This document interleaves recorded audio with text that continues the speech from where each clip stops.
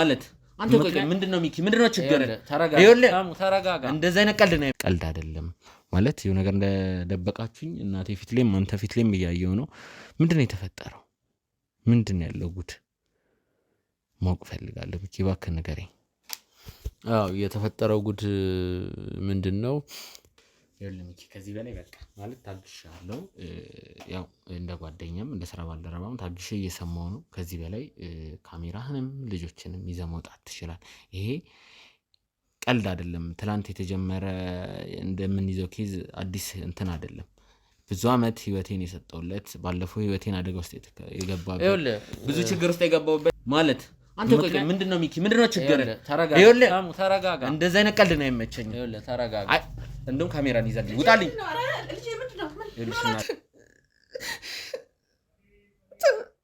ምንም ቢሆንነት እንግዲህ ረግጠት ይሄዳል እንዴ ልጅ ተቆ ምንም ያረጋች ነገር ልጅ ተቆ በቃሽ እናቴ ልጅ በማልቀስ የሚቀየር ነገር አይደለም ሚኪ ይሄን ነገር ይዘልኝ ውጣ እኔ ልጅ እድሜ ልክ ይሳልቅስ እኖራለሁ እኔ ከዚህ በላይ እዚህ መቆየት አልፈልግም እናቴ ይቅርበይ ተው ይቅርበይ ተው እንድትሆን አይደለም እኔ ልጅ ተው ይናባ ተው ምንም ቢሆን መልጅ አይደለ እንዴ አልቀይም በቃ ተው ስሜት አይሆኝ ነው እንደዚህ እኔ ኩላንተ ብዬ ነው እባክህ ተነስ እሺ በቃ ብያለሁ እሺ ተነስ እኔ ኩላንተ ብዬ ነው ላንተ ብዬ ነው ማይሆን ነገር እናቴ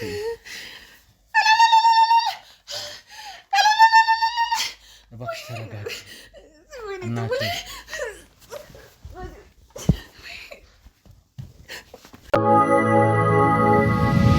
ሰላም ጤና ይስጥልን ተመልካቾቻችን እንደምንቆያችሁ እንግዲህ ዛሬ የምንገኘው በተሙናት ቤት በወይዘሮ ሶፊያ ቤት ነው ውድ ተመልካቾች እንግዲህ የሥራ ገበታ ላይ ያለው ነው እንግዲህ በአስቸኳይ አስጠርተውኝ ወደዚህ የመጣሁት እንግዲህ ጉዳዩ ሲሪየስ ነው መምጣት አለብ ብለውኝ እንግዲህ የተሙናት ወይዘሮ ሶፊያ እንደዛ ጠርቶኝ ደግሞ ልቀልድ አልችልም በርግጥ እኔም ስራ ላይ ነበርኩ አንገብጋቢ ስራ ላይ ነበርኩ ቢሆንም አልተረጋጉም ነበር ማለት እኔን በሰው ነው ያስጠሩኝ ግን ለትልቅ ጉዳይ የፈለጉኝ ይመስላል ውድ ተመልካቾቻችን እስቲ ምንድነው የሚለው ነገር በቀጥታ ከነሱ አንደበት እንስማ ወይዘሮ ሶፊያ እንዴት ነው ሁሉ መልካም እግዚአብሔር ይመስገን ደህና ነኝ እኔ ያው ምን ሆናለሁ ብለህ ነው አንተስ እንዴት ነህ እግዚአብሔር ይመስገን ሰላም ነኝ ሁሉ መልካም ነው ጥሩሰይ ትንሽ ቆይተናል ከተሙ ጋር አይ ቲንክ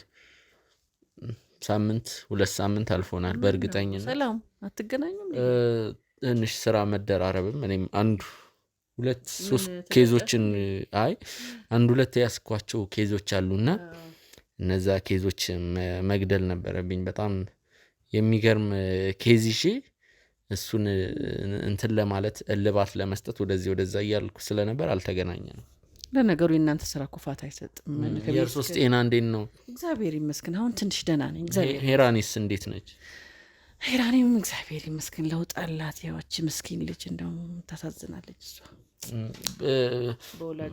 በቪዲዮ ነው ያው በስልክም ከሱ ጋር ያወራነው ነገር አለ ግን ያንን ጉዳይ በቪዲዮ ነው ላይ የቻልኩት ትርታ ሚዲያ ላይና እኔም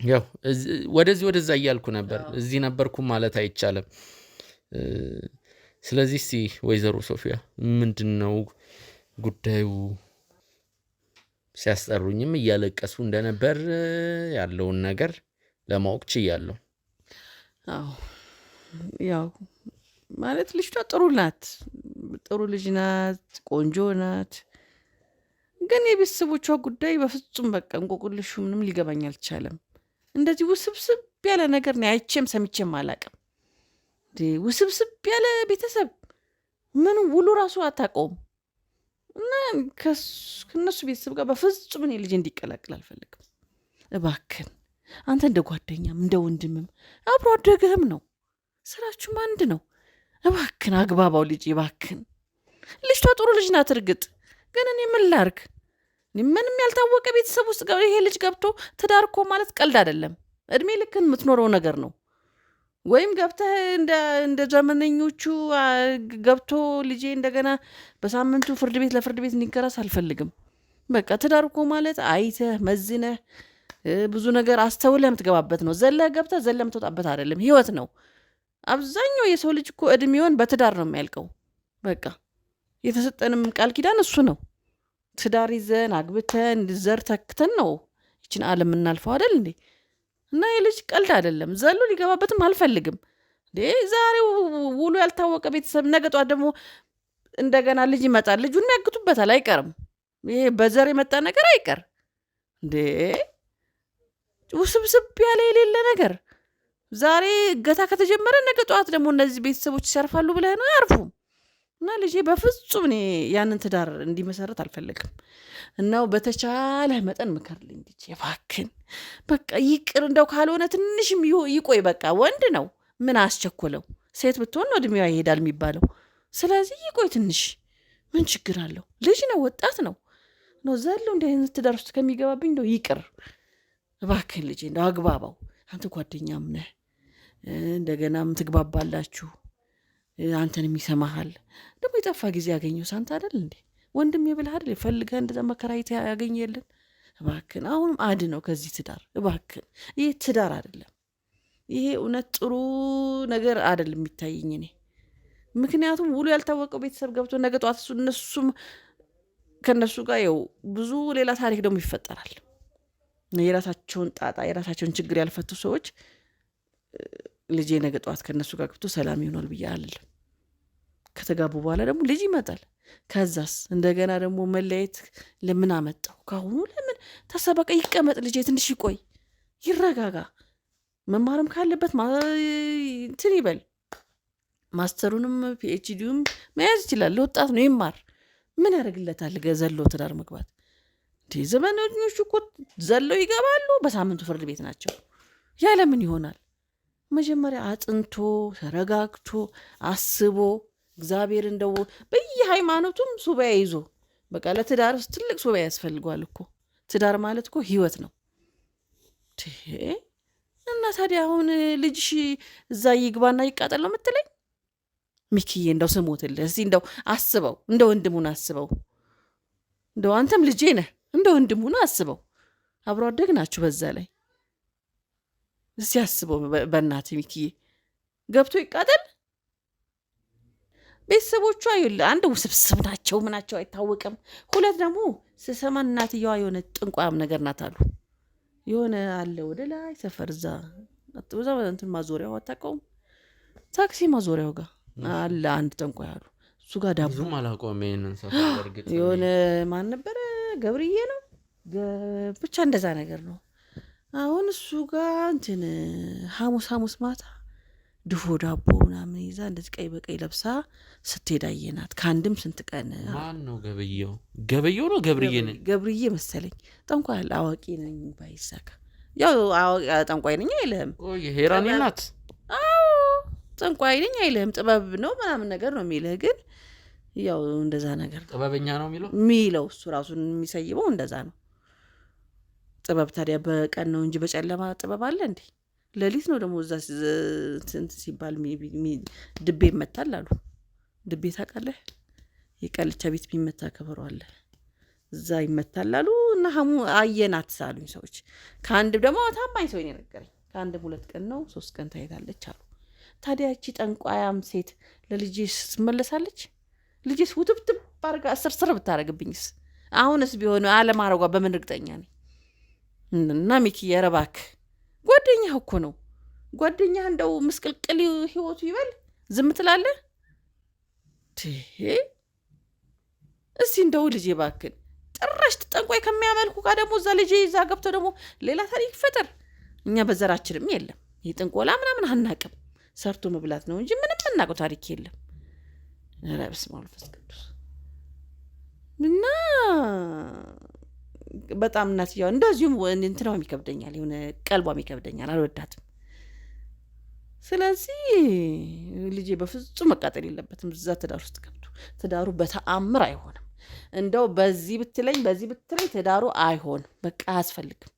ምን ነው ልጅ ገና ወንድ አይደል? ትንሽ ቢቆይስ ምን ችግር አለው? ዘሎ ለምን ይገባል? እንደገና ደግሞ ምንነታቸው ያልታወቀ ቤተሰብ ጋር ገብቶ ለምንስ ልጄ እንትን ይላል? እባክህን ልጅ ለምነው እስቲ እንደው እንደው ስለፈጠረህ አምላክ ለምንልኝ እባክን። እንደው እናት የለህም? አላሳዝንህም? በቃ አንተም እንደ እናት እየኝና እንደው ተረዳኝ። እንደው ጓደኛህን አድነው። አንተ ከዛ ከዛ ሁላ ነገር ፈልጋ አምጥተህልኛል። አሁን ደግሞ ከዚህ ትዳር አድንልኝ እባክን ሚኪዬ፣ እባክን የኔ ልጅ እባክን፣ እንደው ስሞትልህ። ወይዘሮ ሶፊያ ችግር የለውም ልጥራው እናውራ ማለት እኔ መጀመሪያ ያው ዝም ብዬ ወይ ስለ ሀሳቡ ነካ እያረኩለት አናግረው መጀመሪያ በደንብ እሱ ያሻፈረኛል እኮ በእናትህ እንደው ብቻችሁን አታስረዳውም ነበር መጀመሪያ? ምን እንዳስነካ ልደውልለትና ያን የመሰለ ልጅ ደውልለት አይሰማኝ እኮ ምንድን እሺ እኔ እናቴ ድሮ እኮ የኔ ነገር እኮ በደንብ ነበር የሚሰማው። ሄሎ ሚኪ ወይ ተሙ እንዴት ነህ? አማን ነው? እንዴት ነህ? ሰላም ነው? አለን ሰላም ነው። የት ሆነ ነው? አንድ ጉዳይ ይዤ እሱ ነገር እየሰራው ደውላለሁ እያልኩ እንደው ፈልጌ ነበር። አንድ ጉዳይ ላማክር በአጋጣሚ ደወልክ። ምንም በተመለከተ? አይ በስራ ጉዳይ ነው። ኦኬ እንጂ ለምንሰራው ስራ እንዲሆን የህግ አማካሪ የሚፈልግ ሰው ነበርና የባለፈዎቹን የህግ አማካሪ ቁጥር እንድትልክልኝ ለዛ ጉዳይ ፈልጋለሁ እያልኩ ነበር። የሆነ ስራ ይዤ እሱን እኔ ደግሞ የት እንዳለው ገምት። የት ሆነ ነው? እናት ቤት ነው ያለሁት። ማለት እናት ቤት? እናቴ ምን ሆነች? አይ ምንም ከእናት ጋር ሚኪ ምን ሆነ? እናቴ ምን ሆነ ነው? እውነቱን ንገረኝ እንዴ። እናት ማለት ያው ለኔም ምን ሆነ ነው ሚኪ? እባክህ። ኧረ ደህና ነኝ ምንም አለ። ላውድ ስፒከር አድርጌዋለሁ። ተሙ ከእናት ጋር እናቴን ላዋራት ምን ሆነ ነው? የልብ ማውራት አለብን ብዬ ነው። ደህና ነኝ ምንም አልሆንኩም። ሚኪ ችግር አለ? እውነቱን ንገረኝ። እኔ መምጣት እችላለሁ። እንደውም እየመጣሁ ነው። ምንድን ነው የተፈጠረው? ይሄ ልጅ ደግሞ እንደው ደረቅ። አይ ምንም የተፈጠረ ነገር የለም። ለማንኛውም ማለት ነው እኔ አንድ በግል ማማከርም ጉዳይ አለ። ከመግባት በፊት ግን ወይም ደግሞ ሰፈር ሳደርስ አንድ አፍታ እንገናኝና እኔ አንተም እናንተም የምናወራው ነገር ይኖራል በእርግጠኝነት። ችግር የለውም። አሁን እመጣለሁ። እናቴ ደህና ነች? እሺ አዎ። ቆይ ሰፈር እንገናኝ፣ መብራቱ አካባቢ እንገናኝ። ወደ ውስጥ ሳንገባ ትራፊክ መብራቱ ጋር እንገናኝና አንድ 5-10 ደቂቃ አዛውርተን እንገባለን። እስቲ ካሜራ ምናምን ነገር ይዘናል። ተሙ ኤኒዌይስ ደውልኝ። እኔ እስከዛ ከማዘርጋ ጨዋወታለሁ። ቡና ወይም የሆነ ነገር እያፈላን እንትን እያለን እየተጫወትን እንጠብቃለን። ደውልኝ ኤኒዌይስ ተሙ። ውድ ተመልካቾቻችን እንግዲህ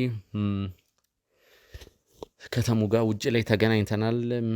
የትራፊክ መብራት አካባቢ ያወራናቸው አንዳንድ ነገሮች አሉ። ተሙ እንግዲህ እንኳን ሰላም መጣ። በአንዳንድ ነገሮች ዙሪያ እያወራን ነበር ከእናት ጋም፣ ግን ስናወራው የነበረው ነገር የሚረብሽ ወይም መጥፎ ሀሳብ አይደለም። እንግዲህ ልጀምርልህ ወይስ ከዛ እናወራቸው ነገሮች አሉ? በመጀመሪያ የአንተን ሰዎች እዚህ መምጣታቸው አስደንጋጭ ነው።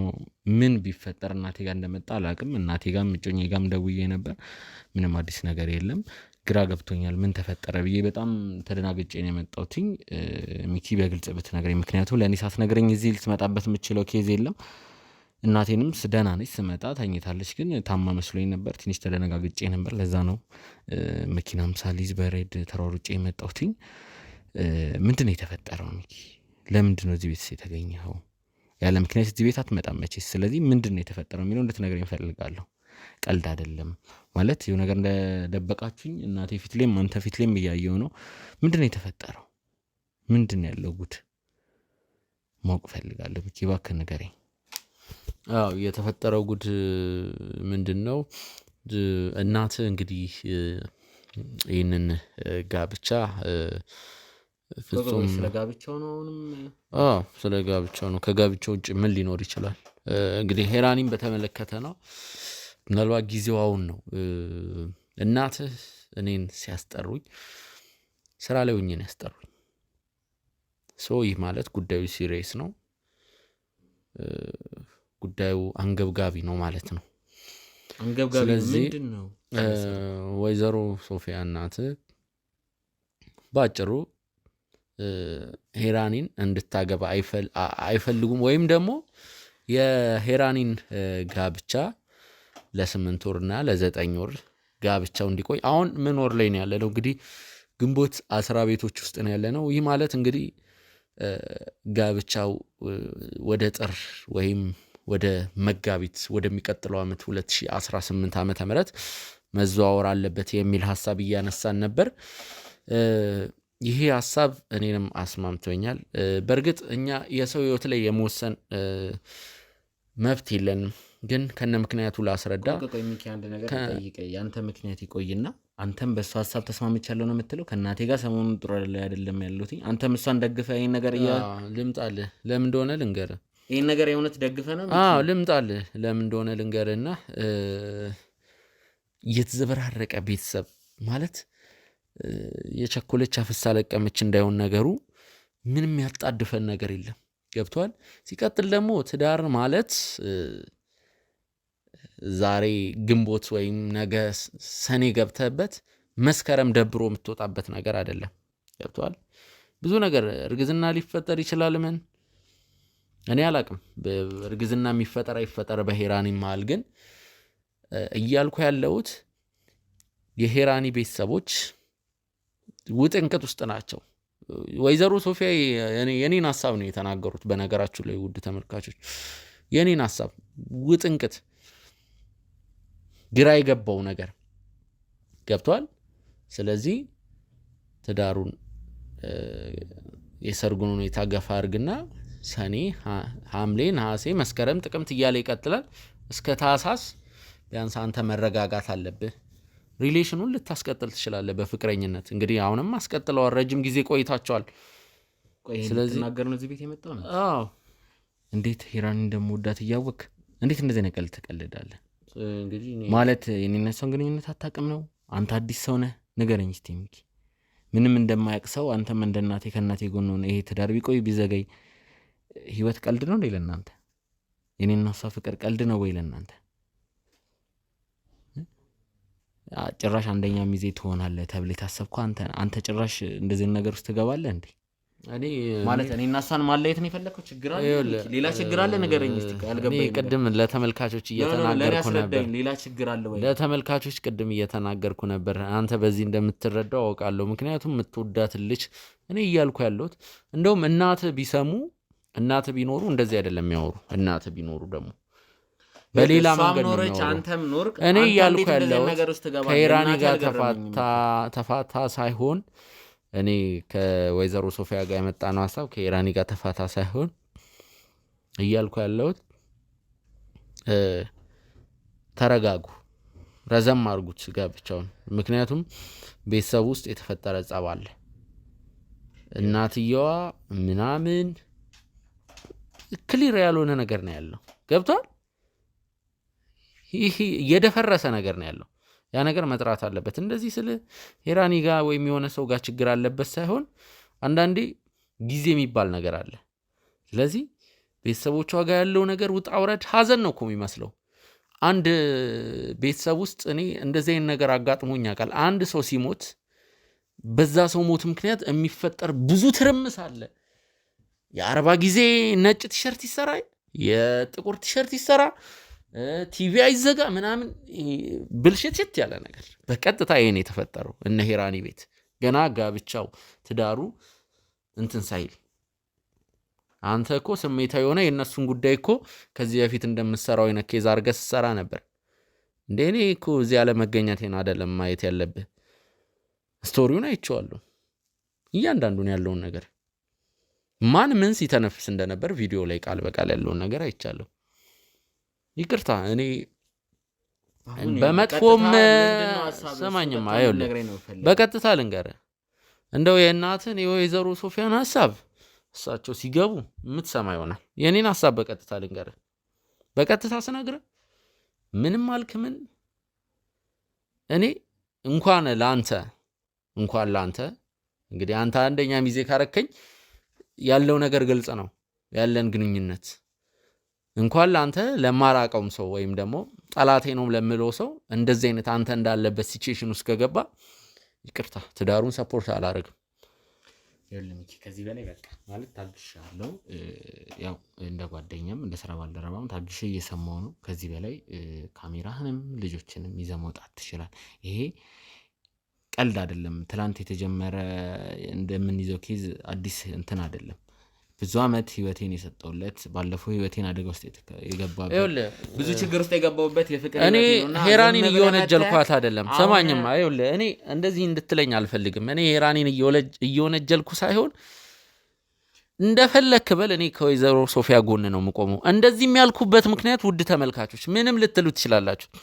በሄራኒ ምክንያት አይደለም አሁን ቤተሰቦቿ ማል ያልጠራ ማለት በብሔር ምሳሌ እንድሰጣችሁ ነው የምፈልጉት እንግዲህ ጉዳዩ እንደዛ ነው ይያልኳችሁ ሳይሆን ሌላ ታሪክ አላቸው ለካ ሌላ ከዛሬ 20 ምናምን አመት ብልሽትሽት ያለ ታሪክ አለ ጭራሽ ወይዘሮ ሶፊያ ሲሉ የነበሩት ከአዋቂ ቤት ጋር ማገናኝተውታል እሱ የእናቴ አመለካከት ነው እሷ ለትዳሩ ካላት ጥላቻ አንፃር ሁሉ ነገር መጥፎ ነው የሚታያት ሄራኒ ሳትወዳት ቀርታ እንዳልሆነ ገብቶኛል ከቤተሰቤ ነው አንተ የእሷን ሐሳብ መደገፍ እንጂ እናቴ መቃወሟን ቅር አልተሰኘው እንደ እናት ደስ ያለኝን አረጋለሁ ምትል ከሆነ ማለት ይሄ የኔ ውሳኔ ነው ምትል ከሆነ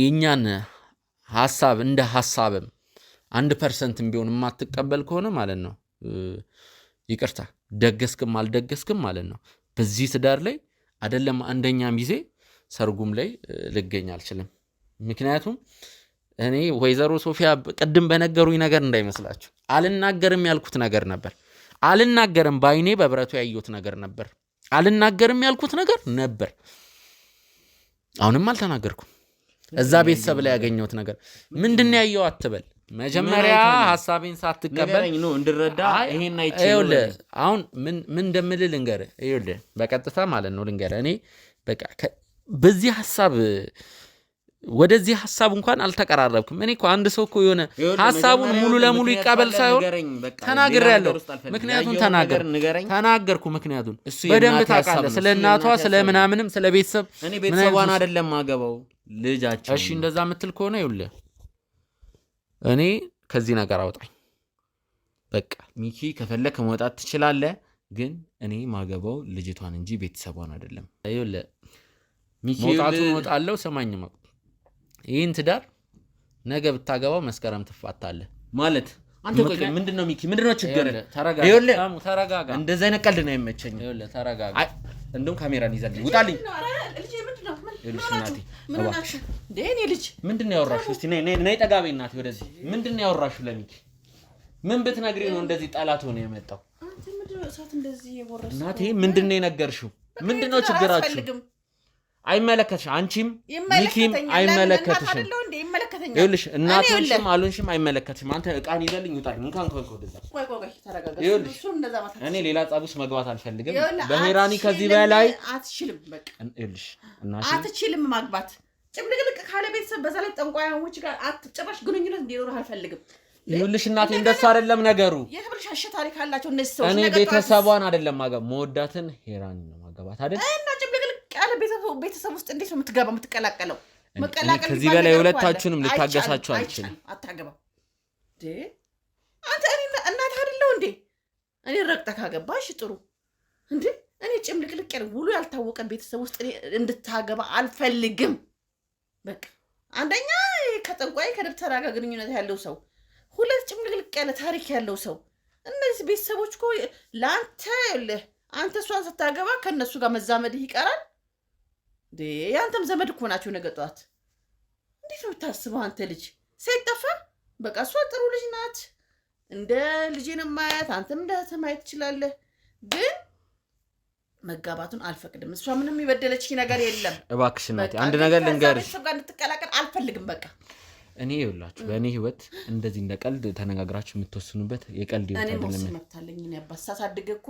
ይኸው መከራ አይቼ ነው ታውቃለህ በቃ እባክሽ እናቴ እናት አለ ዝም ብዬማ አላይም የማይሆን ትዳር እንድትገባማ አልፈልግም እሺ እስቲ አስብ ቆዳት ተማርኩት ይል ትሬለ እንዴ አስብ እስቲ ትዳር ዝም ብለህ ዘለ የምትገባበት ነው። ነገጣሱ ደግሞ ፍርድ ቤት ለፍርድ ቤት ከዚህ ሁሉ መጀመሪያ ሆኖ በቃ ቢቀርስ እናቴ በቃሽ። የዘመኑ ወጣት እኮ የተቸገር ነው። ይሄ ነው እባክሽን በቃሽ። እንደገና በሳምንቱ ፍርድ ቤት ነው። እባክሽ እናቴ በቃ ይኸውልሽ እናቴ በህይወቴ ቀልድ አይደለም። ዝም ብላችሁ ጣልቃ እየገባችሁ እንትናን ታገባለህ እንትና ታገባ የምትይኝ ህይወት አይደለም ያለኝ። ስንት ጊዜ በፍቅር ህይወት የቆየንበት ስንት መስዋዕትነት የከፈልኩበት ህይወት ይቆም ገባይነት ጭምራለቀ ትዳር ውስጥ ልግባ ነው የምትለኝ? ኧረ ተዋስብ አንተ ተምረህ የለ እንዴ? እኔ አላሳዝንህም? እኔ እናትሽ ምን ልሆን? አንተ ጭምልቅልቅ ያለ ነገር ውስጥ ገብተህ እኔ ምን ልሆን? እሺ ጦሱ እኮ ከኛ ቤተሰብ ላይ አይወርድም። እኔ እኮ እንደነሱ ምንም ቢሆን እናት ረግጥ ትሄዳለህ። ልጅቷ እኮ ምንም ያደረገችኝ ነገር ልጅቷ እኮ በቃሽ እናቴ። ልጅ በማልቀስ የሚቀየር ነገር አይደለም። ሚኪ ይሄን ነገር ይዘልኝ እኔ ልሽ እድሜ ልክ ሳልቅስ እኖራለሁ። እኔ ከዚህ በላይ እዚህ መቆየት አልፈልግም። ወይኔ ልጄ ምን እንዳደረጉብኝ እኔ ምን አውቃለሁ ብለህ ነው? ወይኔ ልጅም በጤናው አይደለም። እሺ በቃ ይሄን ነገር እኮ አምነንበት ነው አይደለ? እንደዚህ አይደለም እንደዚህ ከዚህም በላይ ሊሆን እንደሚችል እኮ አምነንበታል። አሰማማ ረግጦኝ ሄደ እኮ ልጄ ረግጦኝ የሚረዳው እኛ እነሱን በሴራ ለማለያየት እንዳሰብን አድርጎ ነው የሚረዳው። ራሱ ቀስ በቀስ ነገሮችን ይረዳል። ቀስ ብሎ ይረዳል ነገሮች። ከገባ በኋላ ነው የሚረዳው። እሳት ውስጥ ከገባ በኋላ ነው። የኔ ጦስ ነው የኔ እንደ ፈጣሪ እንዲቀጣኝ እናውራበት እኛ እናውራበት። ትዳር ከገባማ በቃ እንደ ፈጣሪ ችግር የለውም። የኔ ኃጢአት ነው። ያን ያህልማ ጭፍን አይደለም እሱ። ያን ያህል ጭፍን አይደለም እሱ። አሁን ተረጋግቶ ነገሮችን ያስብበታል። ምክንያቱም እኔም እንደዚህ ይሄንን ሐሳብ ሳመጣ በቃ ሚኪም እንደዚህ ካለ የሆነ ነገር አለ ብሎ እንትን ይላል። ምክንያቱም ብዙ ጊዜ እኛ ምክንያቱ የሆነን ነው እንትን ለማለት ምን ሞክረው ይሄ ስራ የሰጠን ልምድም ስላለ እንረጋጋ እንትን እንበል እናቋርጠው ነው። የኔ ኃጢአት ነው እንደዚህ ልጅን የሚያንከራትተው። አይ መድኃኒዓለም ምን አጥፍቼ ነው ግን እንደዚህ ነው የሚያሰቃየኝ? በልጆቼ በራሴ ስሰቃይ ኖርኩ። እንደገና በልጆቼ መድኃኒዓለም ምን አድርጌ ነው?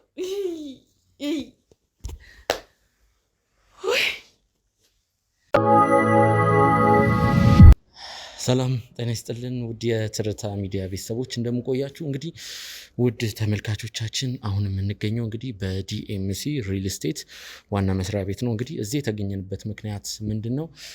ከተሙ ጋር መኪና ውስጥ አንዳንድ ነገሮችን እያወራ ነበር። ውድ ተመልካቾች እንግዲህ የሰርጉን ሀሳብ በተመለከተ ብዙ ሙግቶችን ስናደርግ ነበር።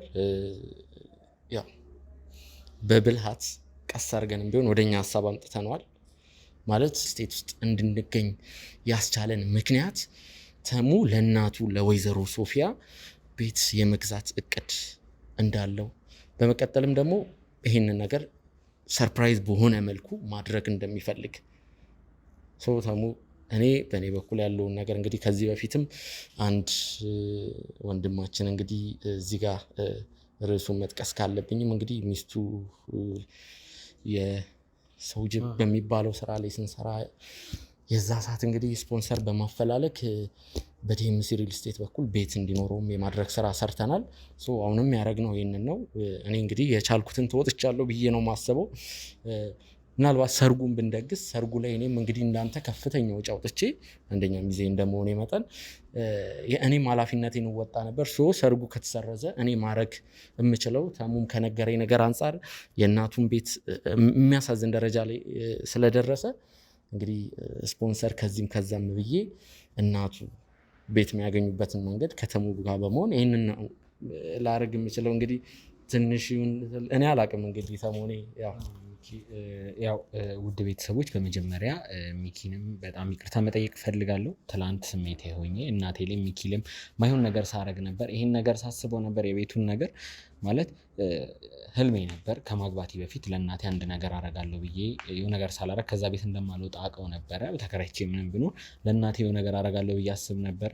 ሰዓቱ አሁን ነው። ትናንት በጣም አስቀይሜያታለሁ። ትንሽ የጮኜ ነገር ሲነሳ ትንሽ ስሜቴ ስለሚነካ አሁንም ቢሆን ለመነጋገር እንደ ቤተሰብ የሷም የኔም ቤተሰብ ሰብስቦ ሚኪ እንደውም ይህን ጉዳይ አንተ እንደምትሰው ነገር ሁላችንም ተሰባስበን የሰርጉን ነገር ለመወሰን ጊዜ መስጠት ካለብን ጊዜ ለመስጠት እንደ ቤተሰብ ለመማከር የቀሩ ሚስጥሮች ብዙ አሉ። ስለነሱ ለመማከር ወሰነናል።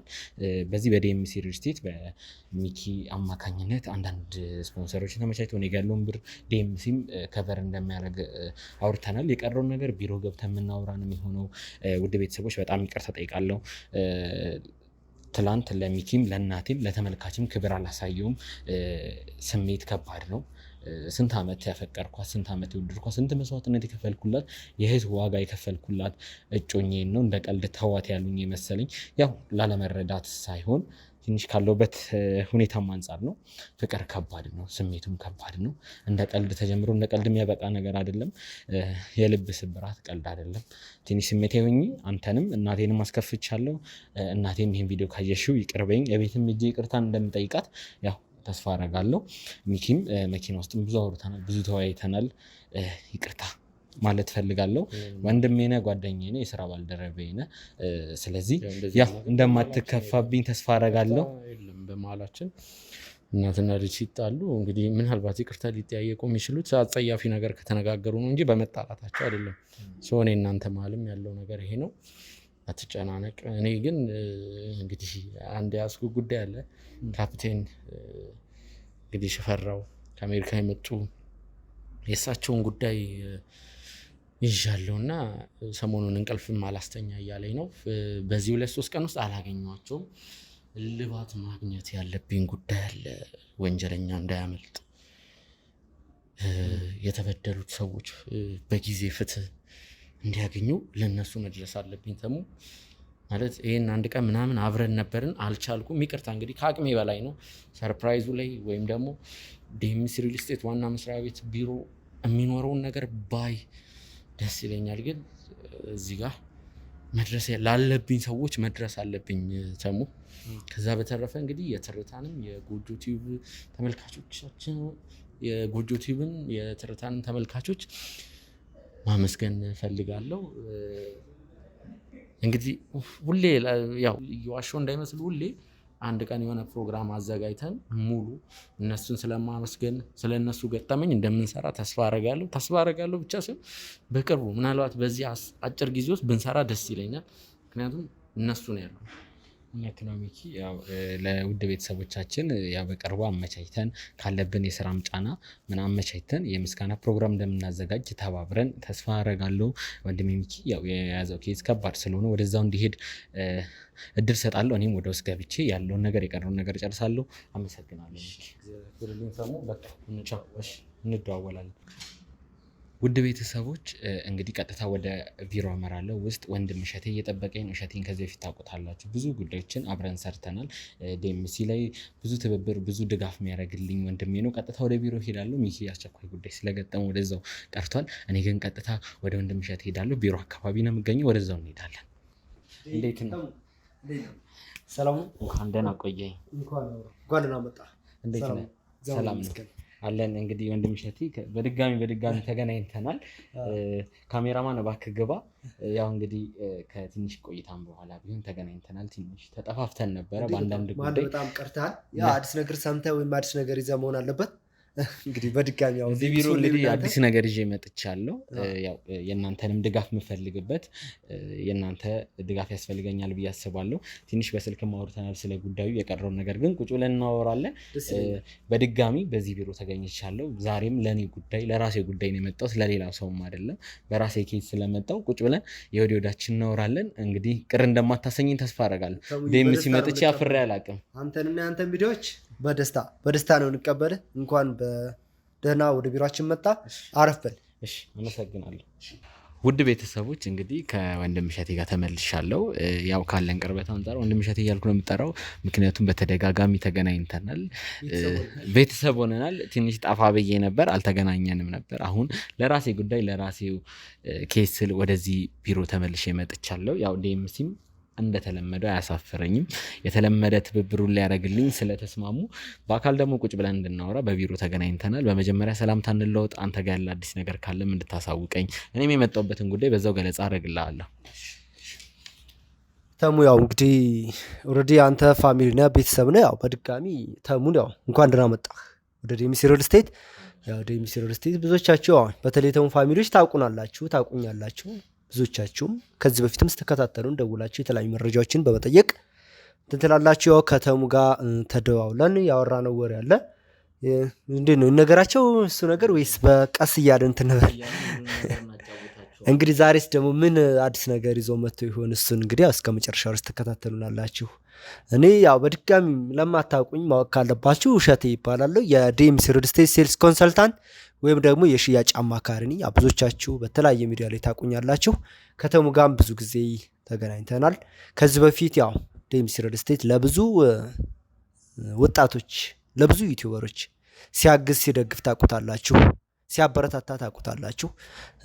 በስም መጥቀስ ካለብን እንደነተሙ ያሉ ወጣቶችን ወደፊት ሀገራችን ማፍራት ያለባት እና የሚያስፈልጓትን ሚዲያዎች ወይም ደግሞ የሚያስፈልጓትን ወጣቶች እያበረታታ እንደሆነ ያው ብዙዎቻችሁ ታውቃላችሁ። አሁንም እንግዲህ ዛሬም አዲስ ነገር ይዞ መጥቷል። ቀደም እንዳልኳችሁ እስከ መጨረሻው ድረስ ትከታተሉናላችሁ ማለት ነው። አው ውድ ቤተሰቦች ወደ ዴምሲ ሳላፍር እጄን ዘርግቼ የመጣሁበት ያው እንደማያሳፍሩኝ እርግጠኛ ስለነበርኩ ነው። ከእሸቴ ጋርም በስልክ አውርተናል። ያው ትንሽ እኛ ቤተሰብ ላይ የተፈጠረውን ኬዝ አይታችኋል። ከእናቴ ጋርም በጮኜ ምክንያት አንዳንድ ነገሮች ተፈጥረዋል። አንዳንድ ውዝግቦች ውስጥ ነው ያለ ነው። በዛ ምክንያት ከእናቴ ጋር መቀየም ውስጥ ነበርኩ። ከሚኪ ጋር ቅድምም ስናወራ ያው ነግሬያቸዋለሁ። እሱ ትንሽ የስራ ጉዳይ ገጥሞ ተቻኩሎ ስለሄደ ነው ከሚኪ ጋር ነበር ወደዚህ የመጣሁትና አንዳንድ ነገሮችንም እንዲመቻች ያደረገልኝ እሱ ነው። እዚህ ዋና የመጣሁበት ነገር ያው የልጅነት ህልሜን ማሳካበት እናቴ ቀና ብላ እንድትሄድ አንድ መንገድ ምራመድበትን ነገር ለማድረግ ነው ወደዚህ የመጣሁት ወንድም እሸቴ። ያው ምክንያቱም ያው ሁላችንም የእናት ነገር ሲወራ የኔ እናት ትለያለች፣ ሁሉም የኔ እናት ትለያለች ይላል። የሁላችንም እናት ለየራሳችን ልዩ ነች። እናቶች ለሁሉም ለልጆቻቸው መስዋዕትነት ይከፍላሉ፣ ብዙ ነገር ያደርጋሉ። ያው እሱን ውለታ ደግሞ አድገን ጥሩ ደረጃ በመድረስ እነሱን በመጦር መክፈል ነው እንጂ የምንችለው ሌላ ምንም ልናደርገው አንችልም። ውለታቸው ተከፍሎ አያልቅም፣ የእናት ውለታ ተከፍሎ አያልቅም። ግን የተሻለ ህይወት ላይ ስንሆንላቸው፣ የተሻለ ነገር ላይ ስንሆንላቸው ለእነሱ ደስታ ነው፣ የእነሱን ደስታ ማየት ነው ትልቁ ነገር እና ያው እናት እንደመሆኗ አለመግባባቶች ተፈጥሮ ነበር። ለእኔ በማሰብ ይሆናል ትንሽ እሱን ነገር ተመልክተኳል። እንደው ግራ እንዳላጋባ ሀሳብ ካለ መጀመሪያ አንተን ልስማ። ያው እንግዲህ ተሙ በዛ እኔ በጣም ነው የምከታተላችሁ። ያው ብዙዎቻችሁ ታውቃላችሁ የተሙ እናት ምን ያክል ለተሙ እንደምትሰስትለት። እንግዲህ ትንሽ የተወሰነ ግጭት ነበረ እንደምንከታተለው ከሆነ። እሱም ያ ግጭት የነበረው ብዙ ጊዜ ማዘር ያንተን እጮኛና ፋሚሊዎቿን ብዙ ጊዜ አትወድም። ያም ምክንያት ምንድነው ያልወደደችበት ያው ብዙ ጊዜ እናቶች እኔ በመሀል ሆኜ ስረዳው ለአንተ ከማሰብ የተነሳ ነው። ሙር ማለት በጣም ስለምትሰስትልህ ነው፣ በጣም ነው የምታስብልህ እና የሆነ ነገር ያልተረዳችው ነገር ሊኖር ይችላል ብዬ ነው የማስበው። ያው እሷ ከልባ ቢሆን የምታስብልህ ግን ያው ያለውን ነገር እግዚአብሔር በመሃል ገብቶ ያስተካክለው የሁላችንም ምኞት ነው። ወደ አንድ መታችሁ ወደ ትክክለኛው ፈጣሪ ማዘርም ተረድታ ያለውን አንተ ጋር ያለውን ነገር ተረድታ ወደ የሚያስታርቃችሁ ፖይንት እንድትመጡ የሁላችንም ምኞት ነው። ትንሽ እሱን ነገር እንትን እንላችኋለን እና ቅድም አንተ እንዳልከው ምንድነው ብዙዎቻችን ማለት ነው ማንም ወጣቶች ተምረን ተመርቀ መጨረሻ ላይ ስራ ይዘን የመጀመሪያ ህልማችን ቤተሰቦቻችንን ማስደሰት ነው። ቤተሰቦቻችንን ማስደሰት ቅድም እንዳልከው ደግሞ ከቤተሰብ እናት ትለያለች። ያው የሁላችንም ማለት ነው። ሞር ደግሞ ይሄ ተሳክቶ ማለት የብዙ ሰዎች ህልም ነው፣ የብዙ ሰዎች ፍላጎት ነው። የእውነት አንተ ደግሞ ይሄንን ብዙ ጊዜ በተደጋጋሚ ትደውልልኝ ነበር። እሺ ዴምሲ ሪል ስቴት ሊያልቅ ነው እየተባለ ነው፣ ኧረ በእናትህ አስቀምጥልኝ እስከምትል ድረስ እየደጋገመ ይደውልልኝ ነበርና ዛሬ ያው አዳዲስ ነገሮች አሉ። እነሱን እንትን ብሎ ፈጣሪ ረድቶት በስተመጨረሻ ህልሙን የሚያሳካበት ቀን ነውና የብዙዎቻችንም ጉጉት ነው፣ የብዙዎቻችንም ድሪም ነው። እኔ እናቴን ማስደሰት እና እንኳንም ፈጣሪ ረዳ፣ እንኳንም ወደዚህ መስመር መጣና እንግዲህ እሱንም እንግዲህ እስከ መጨረሻው ድረስ የሚያዩት ይሆናል ማለት ነው። ውድ ቤተሰቦች ወደ ጉዳዩ ስገባላችሁ ያው ከእናቴ ጋር ለመግባባት ነበር። ከዚህ ቀደም ያለው ቪዲዮ ላይ ማየታችሁታል። ብዙ ሰጣ ገባ ውስጥ ገብተናል። ወንድም የምለው ጓደኛ የምለው ሚኪንም እስከ ማስቀየም እሱ ላይ እስከ መሰንዘሩ ላደርሼ ነበረ። ትንሽ ስሜታዊ ነበር። እጮኛህን ለጊዜው ተዋት ሲሉኝ ያው የብዙ ዓመት ፍቅረኛ ነች። ብዙ ዓመት ብዙ ነገር ያሳለፍኩባት ህይወቴን አደጋ ላይ ጥዬ እሷን ፍለጋ እስከ ታግቼ ሁላ ነበር። የሁላ ነገር ለእጮኛዬ ስል ነው። በጣም ነው የምወዳት። ወደፊት ሚስቴ ትሆናለች ምላት ሴት ስለሆነች ብዙ መስዋዕትነት ከፍዬላታለሁ። ያው እኔ አልተረዳኋቸውም። ለእኔ ከማሰብ ትንሽ ጊዜ ተዋት ሳይሆን ጊዜ ሰጥታችሁ አውሩበት የሚለውን ነገር ጭራሽ ልስማማ አልቻልኩም ነበር። ብዙ ሰጣ ገባ ውስጥ ገብቼ ነበረ ትላንትም ሰሞኑን ባለው። አሁን ግን ትንሽ ያው ከስሜት ነፃ ሆኜ ለማሰብ ሞክሬያለሁ። ቀናትን ወስጃለሁ። አሁን ወደዚህ የመጣሁበት መጀመሪያም ፕላኔ ከማግባቴ በፊት የእናቴን ህልም ሳላሳካ ከዛ ቤት የተሻለ ህይወት ሳላኖራት መቼም እንደማላገባ አውቀዋለሁ። ስፖንሰርም ፈልጌ ቢሆን በራሴ ያጠራቀምኳትን ብር ነበረች። ያጠራቀምኳትን ብር ይዤ ወደዚህ መጥቻለሁ። ዴምሲ ደግሞ ምን ያህል ይችልልኛል፣ ምን አይነት ቤት ይሰጠኛል የሚለውን አሁን ከወንድም እሸቴ ነው እንግዲህ እኔም ገና ውጤቱን የምጠብቀው። የመጣሁት ብር አለ፣ ቴክስትም አድርጌልሃለሁ። ይዤ የመጣሁትን ብር አሳይቻለሁ። በሱ ምን ማግኘት እችላለሁ ለእናቴ ወደፊት ህይወት አንድ ስቴፕ። እኔም እዚሁ ቤት አለኝ ውድ ቤተሰቦች ታውቃላችሁ። ከሱ ይልቅ ግን እኔ እናቴ ጎረቤት የምትሆንበትን እድል ነው ዴምሲ የሚያመቻችልኝና እሱን የያዝኩትን ብር ይዤ መጥቻለሁ። እናንተም የምታግዙኝን አግዛችሁኝ ምን አይነት ነገር ማግኘት እችላለሁ የሚለውን ማወቅ ፈልጌ ነው የመጣሁት። ስለዚህ ወደ አንተ አዞረዋለሁ ጥያቄው ነው። ደስ ይለኛል። ያው እንግዲህ ዴምሲ ሪል ስቴት ተሙ ያው በብዙ ሚዲያዎች ላይ ትሰማዋለህ፣ በብዙ ማስታወቂያዎች ላይ ትሰማዋለህ። ከአንተም በላይ ደግሞ ዴምሲ ሪል ስቴት በነገራችን ላይ በብዙ ጆሮ ገብተዋል። በብዙ አንደበት ውስጥ ማለት ብዙዎች ያውቀውታል። በቃ በተለይ በዲያስፖራ በፐርሰንት ሲሰራ ስኬል ተብሎት ከ90% በላይ የሚሆነው የዴምሲ ሪል ስቴት መረጃ ደርሶታል። ከዛ ውስጥ ከዲያስፖራ ምን ያክል ገዝቶናል ብለን ከ90%ቱ በፐርሰንት ሲሰራ ከ85% በላይ የሚሆነው ዲያስፖራ ከዴምሲ ሪል ስቴት የቤት ባለቤት ሆኗል። ዲያስፖራ ብቻ አይደለም የሀገር ውስጥ የሚኖር ሰው በሙሉ ማለት ነው። ይህ ለምን ሆነ ወይም ደግሞ እንዴት ነው ይህን ያክል ከተማችን ውስጥ ከ5000 ሪል ስቴት በላይ አለ። ለምንድነው ዴምሲ ሪል ስቴት ላይ ይህን በዚህን ያክል ዲያስፖራው ኢንቨስት እያደረገ ያለው ወይም ደግሞ ከምን አንጻር ነው? ዴምሲ ሪል ስቴት ያው ብዙ ጊዜ ገልጬዋለሁ። በጣም ግዙፍ ካምፓኒ ነው። በሲስተር ካምፓኒ በእህት ኩባንያ ወደ 6 የሚደርሱ ሲስተር ካምፓኒዎች አሉት። ሲስተር እህት ኩባንያዎች አሉት። ዴምሲ ማርበል፣ ዴምሲ ፋውንዴሽን፣ ዴምሲ ሪል ስቴት፣ ዴምሲ ኮንስትራክሽን ለምሳሌ ከዚህ ውስጥ በጣም ግዙፉ የሚታወቅበት በኮንስትራክሽኑ ዘርፍ 27-28 ዓመት በላይ ልምድን ያካበተ ትልቅ ካምፓኒ ነው። በዚህ በ27-28 ዓመት ውስጥ ለህዝብ ምን ሰርቷል የሚለውን ስንጠይቅ የአዋሳ፣ የአዳማ፣ የአርባ ምንጭ መንገዶችን በመስራት ይታወቃል። እንዲሁም ደግሞ የዩኒቨርሲቲ ህንፃዎችን በተለያዩ በድሬዳዋ በሐረማያ ዩኒቨርሲቲን የተለያዩ እነዚህን በመስራት እንዲሁም ደግሞ ከተማ ውስጥ እነ ማሪንታይም ለጋር አካባቢ ትልቁን 6 ኪሎ ዩኒቨርሲቲ እነሱ በማደስ ይታወቃል። አሁን ደግሞ በጣም በስፋት በዚህ 2-3 ዓመት ውስጥ ወይም ደግሞ በዚህ 2 ዓመት ውስጥ በጣም የታወቀበት ዴምሲ ሪል ስቴት የሚባለው 6ኛው ሲስተር ካምፓኒ ነው። ይህ ሲስተር ካምፓኒ በዚህ በንፋስ ስልክ ላፍቶ ክፍለ ከተማ አማካኝነት ነው የሚተዳደረው። ኦልሞስት ወደ 65395 ሜትር ስኩዌር ላይ ነው የሚያርፈው። እዚህ ኮምፓውንድ ውስጥ 4000 አባወራዎችን እንዲህ ተደርጎ ነው ዲዛይን የተደረገው።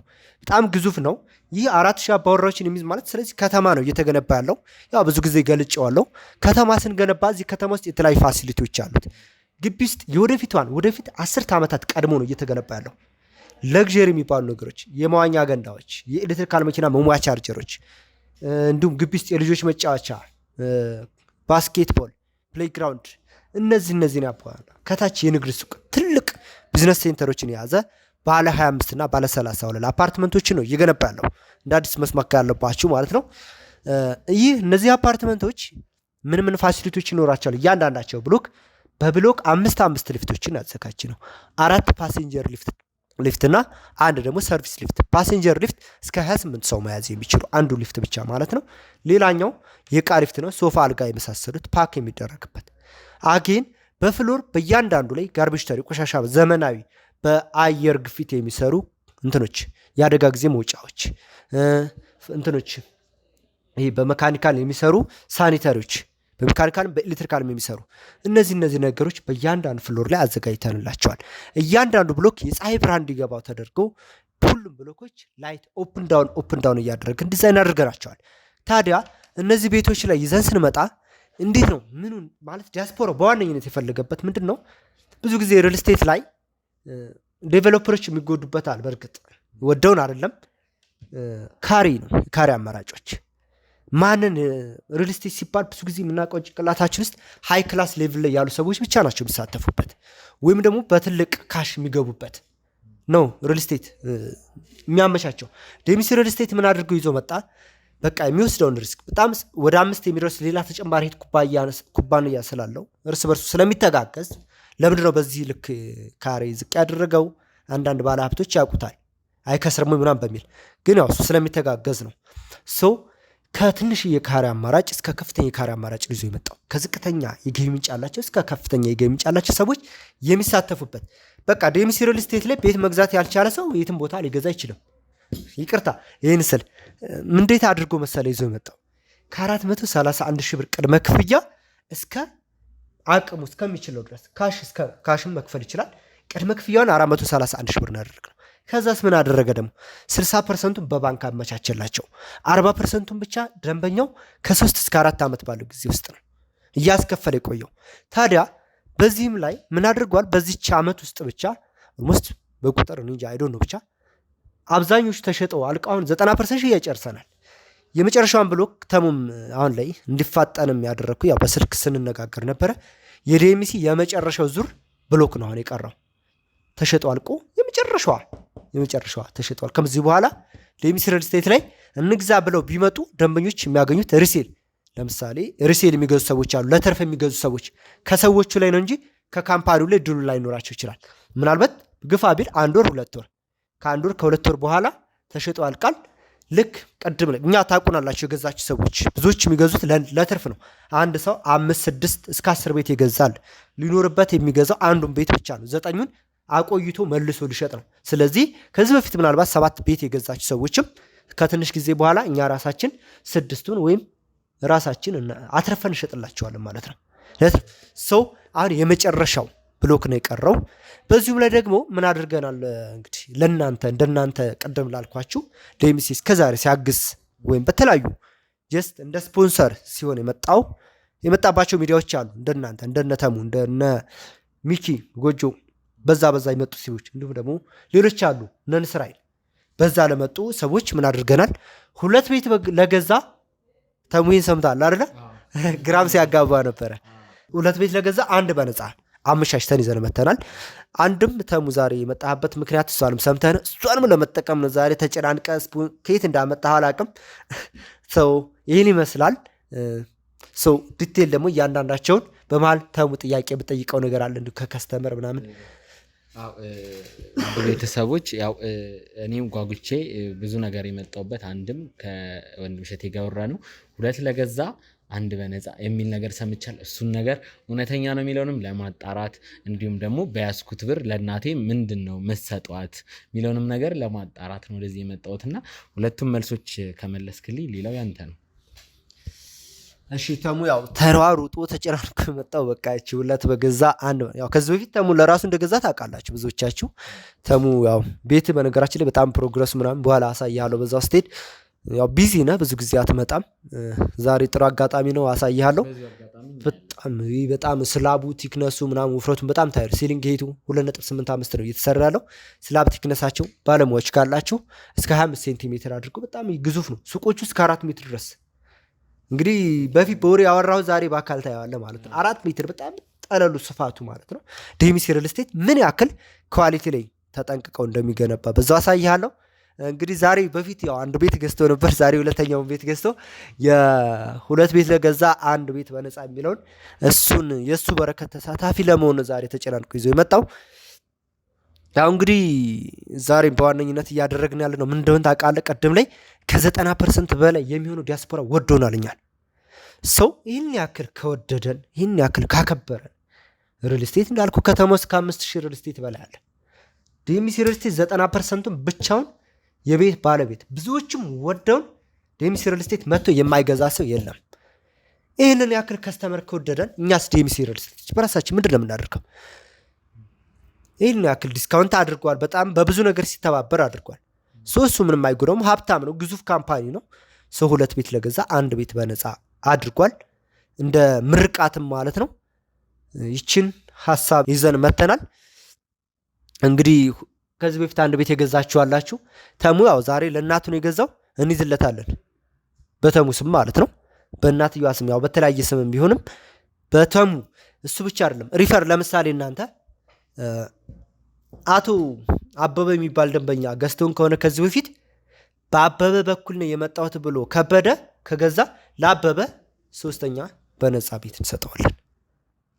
በዚህ መልኩ ነው የሚሆነው። እንዳልኳችሁ የመጨረሻዋ ኦፈር ነች። ከዚህ በኋላ ዴሚሲ ለቤት መግዛት ፍላጎት ካላችሁ የምትገዙት ከአትራፊዎች ነው እንጂ ከዴሚሲ ከካምፓኒው እንጨርሳለን። ቤቶቹ ተመሳሳይ ካሬን ይዘናቸው የመጣ ነው። ባለ 1፣ ባለ 2፣ ባለ 3፣ ባለ 4 መኝታ ሁሉም ቤቶች እንዳልኳችሁ ተጨማሪ ሰራተኛ ክፍል አላቸው። ባለ 3 ስንል 4ኛ የሰራተኛ ክፍል አላቸው። ባለ 4 ስንል 5ኛ የሰራተኛ ክፍል አላቸው። ስቶር ይኖራቸዋል፣ ላውንደር ይኖራቸዋል። የዘመኑ ቅንጡ የሚያስብላቸው ለግዠሪ የሚያስብላቸው ማለት ነው። እንዲሁም ደግሞ 60% በባንክ እናመቻቻለን። ዲቴይል ፕራይሳቸውን ስንሄድ ለምሳሌ አሁን ላይ በጣም ተወዳጅ የሆነው ካሬ ባለ 2 መኝታ እንዴት አድርገናል መሰለ? ከደንበኞች ጥያቄ አንጻር 125.7 አድርገን ባለ 2 መኝታ ዲዛይኑን አወጥተነዋል። ምናልባት ይህን ካሬ ስትሰማው 125.7 በጣም ትልቅ ካሬ ነው። ምንድን አደረግ ነው? ሰፊ ባለ 2 መኝታ የሚፈልግ ሰው አለ፣ ባለ 2 አድርጎ እንዲቀጥል። የተመጣጠነ ባለ 3 መኝታ ለሚፈልግ ሰው ፓርቲሽን አወጥቶለት ባለ 3 መኝታ ማድረግ እንዲችል አድርገን ነው ይህን ካሬ ይዘን የመጣ ነው። በጣም ተመጣጣኝ የሆነ ዋጋ እንትን ነው፣ ካሬ ነው። ባለ 2 መኝታ ነው። ተጨማሪ ሰራተኛ ክፍል አለው። ባልከን ይኖረዋል፣ በረንዳ ይኖረዋል። ይሄ 125.7 ለማዘርም ያወሷን ስለሆነ እንትን ያልከኝ ቀደም ደውለ እሱ ነው ኦልሬዲ ደረሰኝ።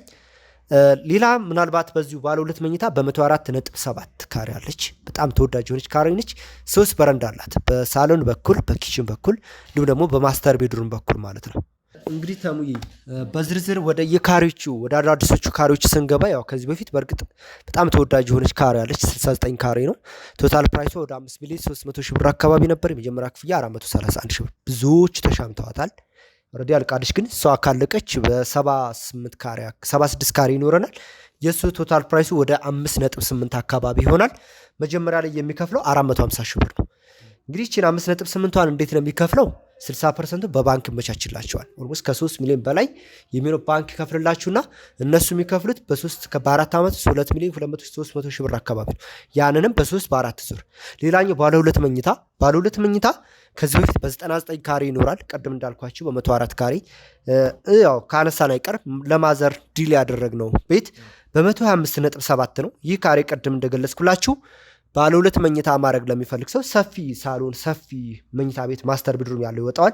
ባለ 3 መኝታ ፍላጎት ካላችሁ ፓርቲሽን አወጣችሁ ባለ 3 መኝታ ይወጣዋል። በጣም ሰፊ ነው። እኔ ከዚህ በፊት አውቃለሁ 118 ካሬ ሆኖ ባለ 3 መኝታ ስላለ ይህ ቶታል ፕራይሱ 9,800,000 ብር ነው። ይህን የሚከፍሉት 60%ቱን በባንክ 40ውን ወደ 5 ሚሊዮን አካባቢ ባንክ ከፍልላቸውና ከእነሱ የሚጠበቀው ኦልሞስት ወደ 3.7 አካባቢ ነው። 3.7ቱን በ3 በ4 ዙር በ4 ዓመት ውስጥ ወደ 5 ሚሊዮን የሚሆነውን በስንት ጊዜ?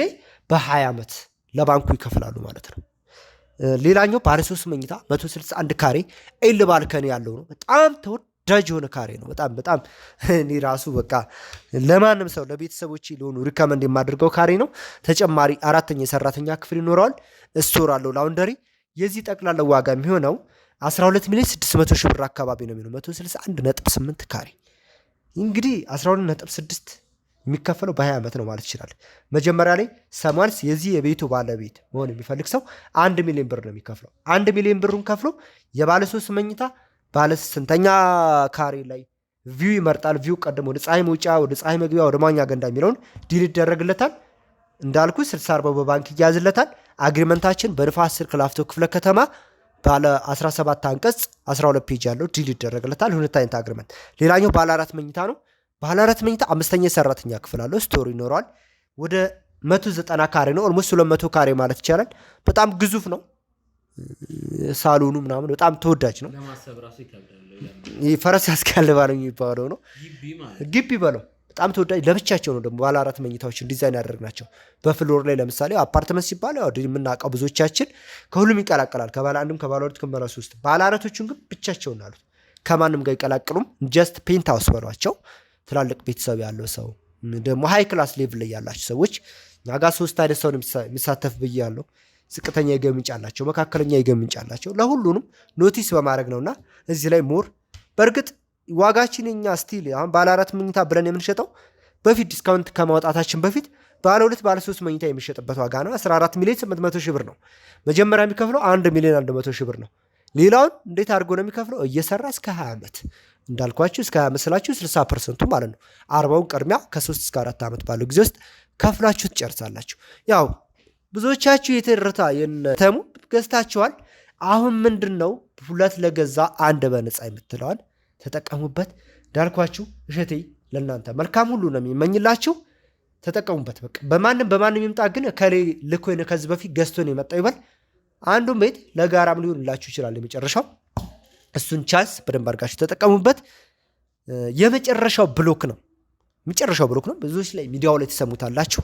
አሁንም ትርታ ሚዲያን ወይም ደግሞ ተሙን ወይም ደግሞ እሺና ተሙ ሲያወሩ ሰምተን ነው ብላችሁ የምትመጡ ደንበኞች የእውነቴን ነው የምላችሁ፣ ይህ ቻንስ የመጨረሻ እድል ነው። እንደተጠቀሙበት።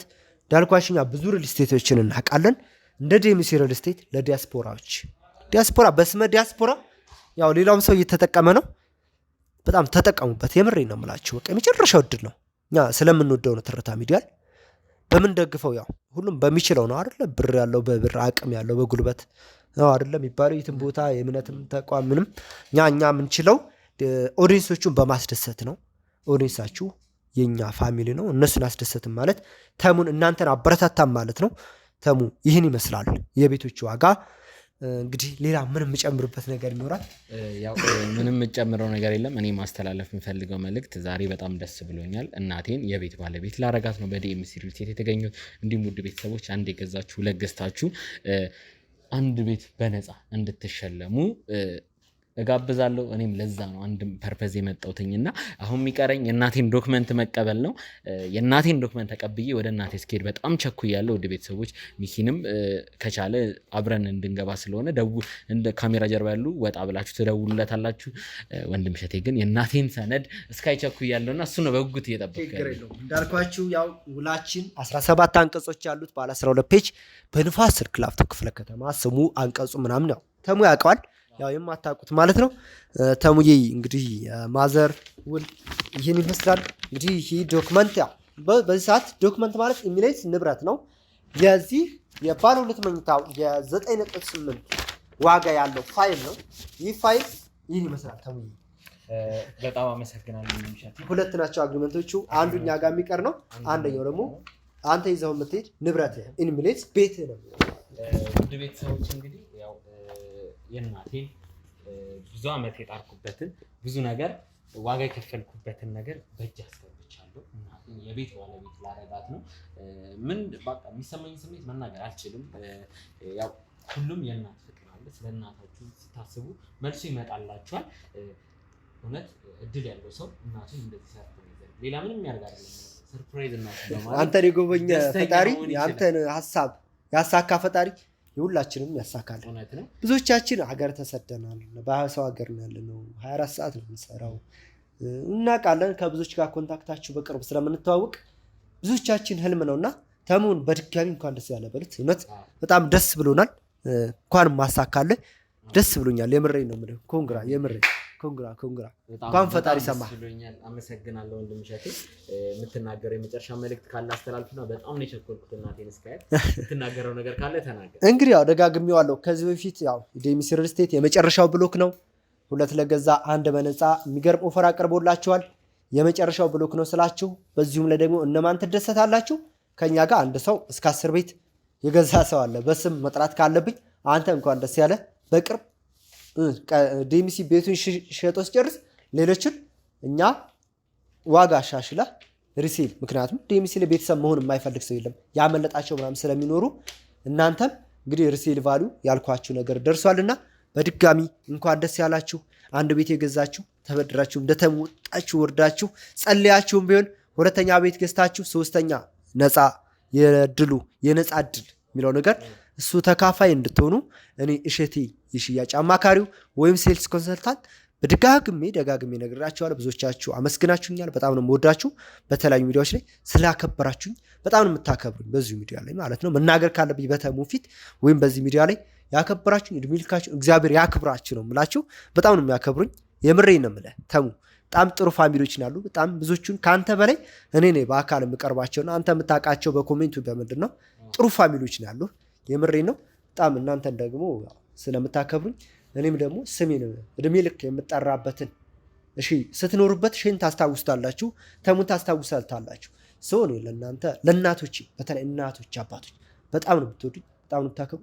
ከልብ ያመሰግናለሁ። አሁን ለእናንተ ለልጆቻችሁ በተለያዩ ተሰደው የሚኖሩ እንደምንም ብለው 430 ብር ይዘው ይምጡ።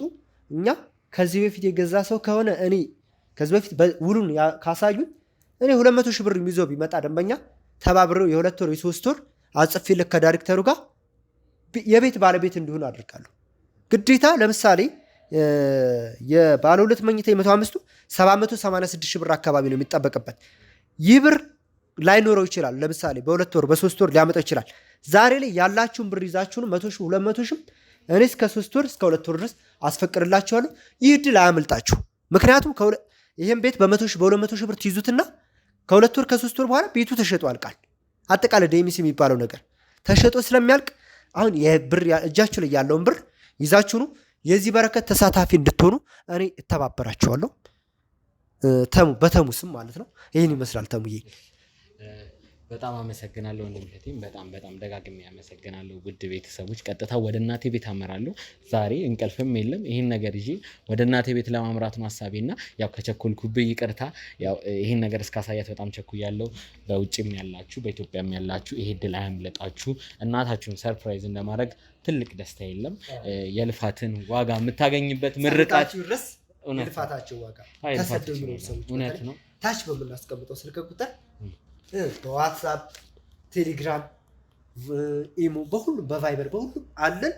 የሽያጭ ሰራተኞች እኔ በጣም ቢዚ ስለመሆን ቀጥታ ኮንታክት የሚያደርጉት ሽያጭ ባልደረቦችን ነው። ቢሮ ሲመጡ እኔ በአካል ያገኙኛል። እኔ ቀጥታ ቢሮ ላይ የሚመጣ ደንበኛ ስለሆነ ማስረዳው ቀጥታ በስልክ ላታገኙ ይችላል። ሰዓት እያመቻችሁ ደግሞ እኔ ቀጥታ ማወራቸውን እድል እናመቻቻለን። ቢሮአችን ይምጡ። ሰላም ጤና ይስጥልን። የትርታ ሚዲያ ቤተሰቦች እንደምቆያችሁ ሚኪ ነኝ ከተሙ ጋር። ውድ ተመልካቾቻችን ከዲኤምሲ ሪል ስቴት መልስ ነው የምንገኘው። ውድ ተመልካቾቻችን እንግዲህ ዛሬ እዚህ ውስጥ የዲኤንኤ ውጤት ወይም ደግሞ የእርግዝና ውጤት አይደለም ይዘን የመጣ ነው። እንግዲህ ትልቅ ሰርፕራይዝ ነው በውስጡ ያለው እዚህ ወረቀት ውስጥ ዶክመንቶች፣ ውሎች፣ ሲቀጥል ደግሞ የቤት ባለቤት የተሙን እናት የቤት ባለቤት የሚያደርግ ፋይል ነው ይዘን የመጣ ነው። እንግዲህ እቺ ፖስታ ብዙ ጊዜ በዲኤንኤ ውጤት ነው የምናውቃት እኛ። ዛሬ ግን ትልቅ ነገር ይዛ ነው የመጣችው። ትልቅ ነገር ውድ ተመልካቾቻችን እንግዲህ ያው ደስ ብሎኛል እኔ ለነሱ ሞር እንግዲህ ውስጥ ወይዘሮ ሶፊያ የሚደሰቱ ይመስለኛል። ምክንያቱም በዚህ ዘመን እንደዚህ አይነት ሰርፕራይዝ በቃ እናቶቻችን ምንድነው ትንሽዬ የምንላትን ነገር ሶፋ ትንሽዬ ሆና ሳይሆን ከቤት አንጻር ሶፋ ትንሽ ነው በዋጋ ይገናኙ። ሶፋ እንኳን የሶፋ ጠረጴዛ ራሱ ገዝተን ለቤተሰቦቻችን ስንሰጥ እንዴት እንደሚሆኑ እናውቃለን። እንኳን ቤት ቀርቶ ተሙም እንግዲህ ያው ይቅርታ መጠየቅ ይፈልግ ነገር በዚህ ላቋርጥህና ውድ ቤተሰቦች በጣም ያው ትላንት ትንሽ ስሜታዊ ሆኜ ሚኪንም ይቅርታ መጠየቅ እፈልጋለሁ። እናቴንም እስካሁን አላገኘኋትም። እሷንም ይቅርታ መጠየቅ እፈልጋለሁ። ሚኪ ይህን ነገር አመቻችቶልኝ ይቅርታ ለመጠየቅ መጥቻለሁ። ሚኪ ላረክልኝ ነገር ሁሉ በጣም አመሰግናለሁ። እዛም ዴሚሲ በጣም ይቅርታ ስጠይቅ ነበረ። አሁን እዚህም ደግሞ እናቴ ቤት ይዞኝ መጥቷል። ወደ ውስጥ መግባት ፈልጋለሁ። ቸኩያለሁ። ከትላንት ጀምሮ አልደወልኩላትም፣ አላገኘኋትም። ሚኪ ይህን ነገር ቀድሞ አስቦ ነበር። ለእናት ሰርፕራይዝ በሚል ቀድሞ አስቦ ስለነበረ ወደ እናቴ ቤት ቀጥታ አመራለሁ። ሚኪን ደግሜ ይቅርታ ጠይቃለሁ። ያው የፍቅር ህይወቴ ነው። ስለሱም ተማክረን ለመወሰን አስበናል። እጮኛዬ ባለችበትም እናቴም ቤተሰቦቿን ባሉበት ትንሽ ጊዜውን የሰርጉን ገፋ አድርገን ለመወሰን ነው። አሁን ግን ከዛ ያመጣነው ነገር ለእናቴ ስጦታውን ከኔም ትንሽ ተጨማምሮ በሰው የፍቅር ህይወት አይገባም። ግን አንዳንዴ ውድ ተመልካቾች ነቃ ማለት አለብን፣ ስሜታዊ መሆን የለብንም ብዬ አስባለሁ። ምክንያቱም ሄራኒን ልትወዳት ትችላለህ፣ ግን የሄራኒ ቤተሰቦች ምናልባት እንደ ሌሎች ሴት ቤተሰቦች ላይሆኑ ይችላሉ። ምንድነው ጣልቃይ መግባት ነገር አለባቸው ማለት እኛ ያለፈው ህይወታቸው ያለፈ ህይወት ነው፣ አይመለከተንም። ግን አሁንም እዚህ ሚዲያ ላይ ያልተናገርኩት ነገር አለ፣ መናገርም አልፈልግም። አቃጣሪ ሊያስብለኝ ይችላል፣ ግን ያንን ነገር መናገር አልፈልግም። ውስጤ ደስ ያላለውን ነገር ነው ያየሁት፣ ደስ ያላለውን ነገር እና እኔ አሁን ከሄራኒ ጋር ተለያይልላ አይደለም፣ ጀስት ሰርጉን ጥር ወይም የካቲት ላይ ነው እያልኩ ያለሁት። ገብቷል? 2018 ተማከር፣ ተረጋጋ። ቤተሰቦቿ ጋር ጥርት ያለ ነገር የለም። እንደዚህ ስንል አብዛኛው ሰው ቤተሰብ እምቢ ብሎ ይገባል። እናንተ ይሄንን ነገር ኮሜንት ልታደርጉ ትችላላችሁ። ምናልባት ግን እኛ ለእናንተ ኦፊሻል ያላረግነው ነገር አለ። ምክንያቱም የተሙ የፍቅረኛው የእጮኛው ቤተሰብ ጉድ ስለሆነ ሚዲያ ላይ ያወጣነው ነገር እንዳለ ሁሉ ያላወጣነው ነገር አለ። በተለይ ደግሞ ሄራኒን እናት በተመለከተ አሁንም ማውጣት አንፈልግም። እንደ ሚስጥር ይዘነው ነው መቆየት የምንፈልገው። ለዛ ነው እንጂ ብዙዎቻችሁ ልትጋቡ ስትሉ ቤተሰብ ይከለክላል ምናምን ቻሌንጅ አልፋችሁ ትጋባላችሁ። ሰው እኮ በሃይማኖት ተለያይቶ ራሱ እኮ ጋብቻ እኮ ይፈጽማል። እንኳን ይቀርቶ ግን ይሄ ሚዲያ ላይ መውጣት የማንፈልገው ሲሪየስ የሆነ ጉዳይ አለ። እንረጋጋ። ለዛ ነው። ከዛ በተረፈ ይቅርታውንም ሁሉንም ያለውን ነገር እዛ ዲኤምሲም መኪና ውስጥም ሁሉም ነገር እንግዲህ ሻይ ቡናም እያለን በተደጋጋሚ ሲጠይቀኝ ነበር። እንግዲህ አትጨናነቅ፣ ያጋጥማል። ምንም እኔ እንደ ወንድሜ ለኔ ወንድሜም ነው እንደ ወንድሜም ነው ማየው። ምንም መስሎ ነው ያው እናቴ ብትሰድበኝ ምንም እንደማይመስለኝ እንደዛ ነው። እስቲ ሚኪ ወደ እናቴ እንግባ። እኔም ቸኩያለሁ እሷን ለይቅርታም ለመጠየቅ ለማየትም። ቤተሰቦች ወደዛው እንግባ እባክህ፣ እንሂድ እስቲ ወደዛው እናምራ። እናቴ ይቅርበኝ። ተው ይቅርበኝ። ተው እንደሱ እኮ እንድትሆን አይደለም የኔ ልጅ። ተው ምንም ቢሆን መልጅ አይደለ እንዴ? አልቀይም። በቃ ተው እኔ እኮ ላንተ ብዬ ነው። እባክህን ተው፣ እባክህን ተነስ። እሺ በቃ ብያለሁ። እሺ ተነስ። እኔ እኮ ላንተ ብዬ ነው፣ ላንተ ብዬ ነው። የማይሆን ነገር ውስጥ አትግባብኝ እኮ ነው። እኔ አንተ ብታገባ እጠላለሁ እንዴ? ግን የማይሆን ትዳር ውስጥ ይቅርብህ ነው የኔ ልጅ። ልጅቷን ጠልቻት አይደለም። ምን አረገች ልጅቷስ? እባክሽ እናቴ ማለት ትላንት ውድ ቤተሰቦች ሁላችሁንም ይቅርታ መጠየቅ እፈልጋለሁ። አላቅም ሄራንን በጣም ነው የምወዳት። በእሷ ሲመጣብኝ ትንሽ ስሜት ያደርገኛልና ይቅርታ ደጋግሜ ይቅርታ እናቴ። ግን እኔ እሷን አልጠላሁም። እኔም ልጄ ናት እኮ እኔ በጣም ነው የምወዳት። ግን ቤተሰቦቿ ጭምልቅልቅ ያለ ነገር ውስጥ አሉበት። ችግር የለም። አሁን ያለውን ነገር ተማክረን እንወስናለን። አሁን ስለሱም አይደለም የመጣሁት፣ ብቻ ይቅርታ እንድታረጊልኝና እኔም ቸኩያለሁ እናቴን ለማስቀየም። ምንም ብትለኝ ልጄ ነህ። ያው ለአንተ ብዬ ነው። አንተም አልተረዳኸኝም እንጂ ለአንተ ስል ነው የኔ ልጅ። እባክህን ደግሞ ወጣት ነህ፣ ምን አስቸኮለ? የእናቴ ካለውበት የፍቅር ህይወትም አንጻር ነው። ይቅርታ ደጋግሜ እላለሁ። ሚኪንም በተደጋጋሚ ይቅርታ ጠይቄያለሁ። ዛሬ ጠዋት አካባቢም ከሚኪ ጋር አንድ ቦታ ነበርኩ። እኔም ሳስበው የነበረ ጉዳይ ነበር። ያው ለእናቴ አንድ ነገር ማድረግ ፈልግ ነበረ፣ በሚኪ ገዛ እንዲሁም አንዳንድ ሰዎች ገዛ።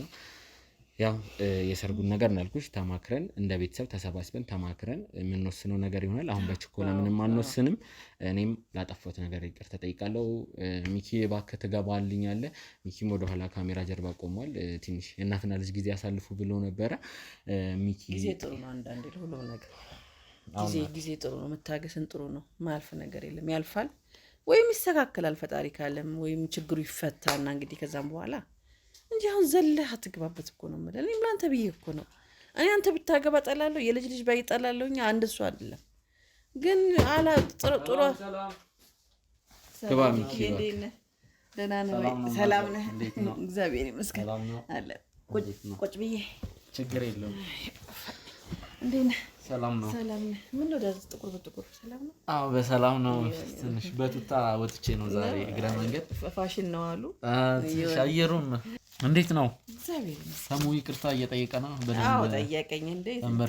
ታዲያ ግድ እኮ ነው ስሜታዊ መሆን እንደሌለበት። አዎ ያው ጊዜ ጊዜ ልስጣለህ በቃ ይሁን፣ እግዚአብሔር ያውቃል።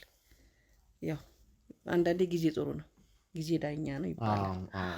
ያው ጊዜ ፍትህም ነው ይባላል። እንኳን ትዳር ቀርቶ እኮ አንዳንዴ የሆነ ነገር መኪና ቤትም የሆነ ነገርም ለመግዛት እኮ ጊዜ የምንጠብቅበት ነገር አለ። ግድ ነው።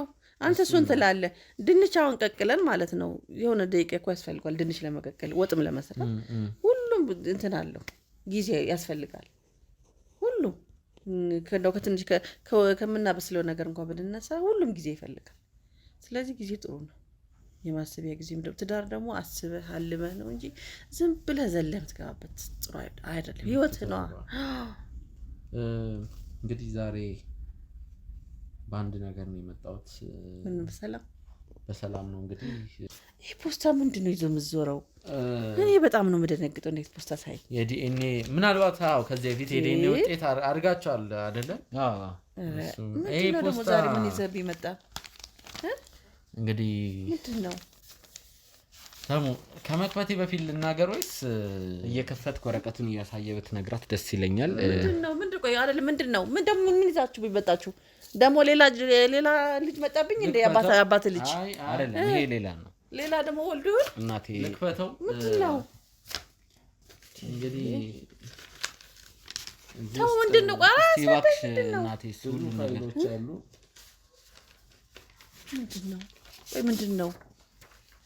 ምንድነው እስቲ እናቴ ወይዘሮ ሶፊያ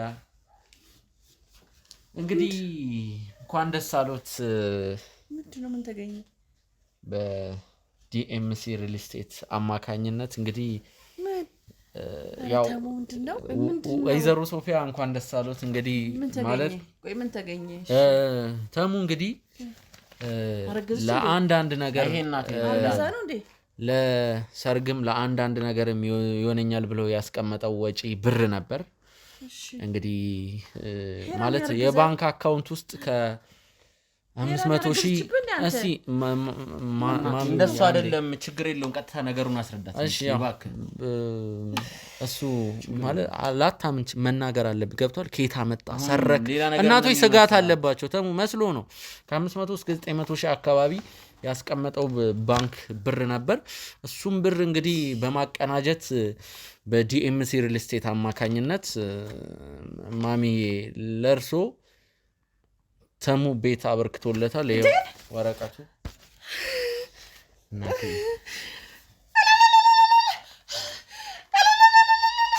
እባክሽ ተረጋጊ እናቴ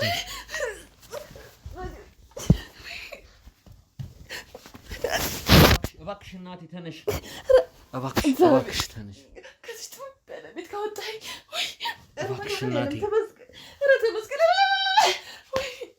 እባክሽ እናቴ ተነሽ፣ እስቲ ተነሽ።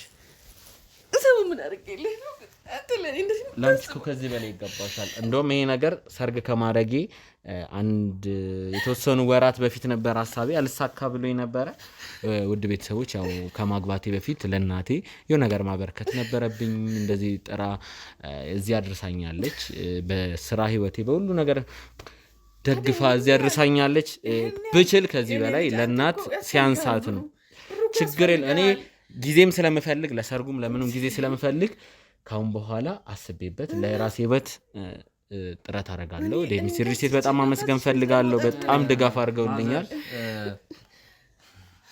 እንግዲህ ምናልባት አሁን ላይ አዲስ አበባ ውስጥ እንኳን በ900,000 በ1 ሚሊዮንም በ2 ሚሊዮን ብርም ቤት ላይ ይገዛ ይችላል። እንግዲህ ተመስገንና ዲኤምሲ ሪል ስቴት ተቀናጅተው እንግዲህ የገዙት ቤት አለ። ይሄ ቤት ደግሞ ማለት ተመስገን እንግዲህ ብዙ ነገር ሲነግረኝ ነበር። ያው ይህንን ውሳኔ ከመወሰኑ በፊት እያለቀሰ ማለት በዛ በኩል እንግዲህ ውድ ተመልካቾች የሚያፈሰውን ቤት እየነገረኝ ነበር። ማለት አንድ መኝታ ቤት አለ እና ያፈሳል ቆርቆሮ። እኔ በጣም ብዙ የታዘብኩት ነገር አለ ተመስገንን። ማለት በእርግጥ እኔም ለእናቴ እኮ ብዙ ያላረኩት ነገር አለ፣ ግን ደግሞ በቀላል ነገር ከበር ማድረግ የምችለው ነገር ነበር። እንዲያውን ስታዩት የሚያምር ቤት እንዳይመስላችሁ። ስለዚህ ይህንን አስቦ ሰርጉንም ለማራዘም ፈቃደኛ ሆኗል። እናቴም ብዙ ነገር ብዙ ጫና እያሳለፈች ስለሆነ ለአንዴና ለመጨረሻ ጊዜ የቤት ባለቤት ላደርጋት ፈልጋለሁ። እግዚአብሔር ካለ ደግሞ እቀጥላለሁ። መኪናም ህንጻም ፎቅም እያልኩ ነው ያለው። እንኳን ደስ አሎት፣ እንኳን ደስ አሎት። ዋናው ቤት ነው። የኛ ቤት እኮ ጠባብ ናት ብታያት፣ ጓዳውም እንደምታውቃት ናት። ማታ ማታ እኮ ልጆቹ ፍረሽ አጥፈው እዚህ ጋር የሚተኙት ከጥበቱ የተነሳ። እግዚአብሔር ከዚህ ቤት ካወጣኝ ምን እፈልጋለሁ? ምን እፈልጋለሁ? መድኃኒዓለም ምን ይሳነዋል? ፈጣሪ ክርስቶስ አዲስ ህይወት ምን ይሳነዋል? ወይ መድኃኒዓለም ከዚህ በላይ ምንም ማለት አልፈልግም። ብቻ ያንቺን ደስታ ነበር የምፈልገው። እንደው ለፍተህ አጠራቀምከው ለእኔ ብለህ እንደ ባዶህን ተሆን እባክሽ ያስፈልጋል። ወጣት ጥረት ብቻ ሳይሆን ዴሚስ ሪል ስቴትም በጣም ድጋፍ አድርገውልኝ ለዚህ ነገር ስላበቃችሁኝ አመሰግናለሁ። ድርጅቱም እናመሰግናለን። እንግዲህ ቀሪውን ይባርክላቸው፣ እግዚአብሔር ይስጣቸው። እኛን እንዳሰቡን ፈጣሪ ይባርካቸው። አሜን። እናቴ እኔን ከዚህ እንደው ከዚች ጥብብ ያለ ቤት ያወጣኸኝ አምላክ ክብር ላንተ፣ ምስጋና ላንተ ይሁን። ፈጣሪ ምን ይሳነዋል? ከጎን ሆነሽ አብረን እንድንኖር ስለምፈልግም ነው። እሺ እድሩ እንዴት እናደርጋለን? እሺ ችግር የለም እናቴ፣ እሱ ነገር አያሳስብም። ዛሬ ደስታ ቀን ነው፣ ወተን ሻይ ቡና እንድንል ፈልጋለሁ። ስለዚህ ዛሬ ይዤሽ ወጥቼ አንዳንድ ቦታ ዛሬ እህቶቼንም እጠራቸዋለሁ፣ አንዳንድ ቦታ እንሄዳለን። ስለዚህ ቀጥታ ወደዛ ነው የምናመራው። ዛሬ ደስታ ነው። ሁሉም በሌለበት ይሄ ነገር እንዲነገር ያረኩትኝ ያው ትንሽ ሌላ ነገር እንዲፈጠር ስለማልፈልግ ነው። ትንሽ ደበቅ ቢልም ደስተኛ ነኝ። ስለዚህ ቀጥታ ወደዛው ነው የምንሄደው። እናቴ እንግዲህ ያው የቀረውን ነገር ውድ ቤተሰቦች እዛ እንትን እንለዋለን። አሁን ያለው ነገር ቀጥታ ወተን ከሚኪንም ይቅርታ ፕሮግራም ነገር አስበናል፣ ኬክ ምናምን ልንቆርስ። ስለዚህ ወደዛ እናመራለን። ሻይ ቡና እያለን ለመጮት ስላሰብን ወጣ ብለን እንጫወታለን። እዚህ ጋር አሁን ያንቺ ፊርማና እዛ ሄደሽ የምትቀበያቸው ነገሮች ነው የሚቀሩት። ከዛ ውጭ ያለው መረከብ ነው። እናመሰግናለን ቤተሰቦች። ላጠፋሁት ላይ ይቅርታ ጠይቃለሁ። እናቴ ላይ የሆኑ ተግባር አሳይቼ ነበር። ትንሽ ስሜት ያው የፍቅር ህይወት ከባድ ነው። ትንሽ ስሜት ያደርጋል እንጂ እናት የምታህል ነገር ረግጬ መውጣት ፈልጌ አይደለም። ጸጽቶኛል ላረኩትም ነገር። በሚኪ እርዳታ ለዚህ ነገር በቅቻለሁ። ወንድሜ ሚኪንም በጣም አመሰግናለሁ። ከጊዜ በኋላ ደግሞ ሁሉም በራሱ መልስ የሚያገኝ ይሆናል። እንደ ቤተሰብ ተማክረን መልስ ምንሰጥ ይሆናል። ለነበረን ሁላ አመሰግናለሁ። ሚኪንም ከልቤ አመሰግናለሁ።